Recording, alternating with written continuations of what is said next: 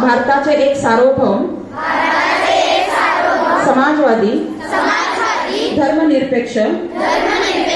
लोकशाही गणराज्य घडवण्याचा व त्याच्या सर्व नागरिकास सामाजिक आर्थिक व राजनैतिक न्याय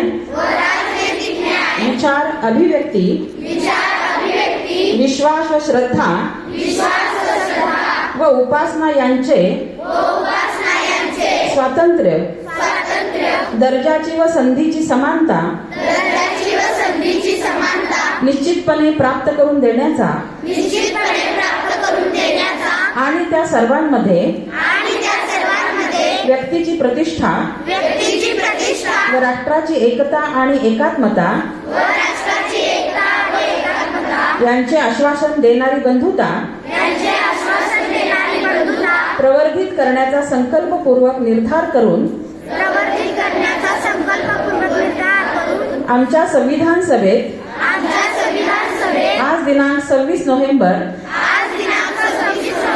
1949 रोजी याद्वारे हे संविधान अंगीकृत आणि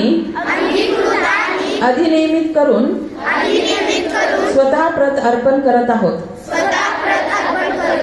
जय हिंद.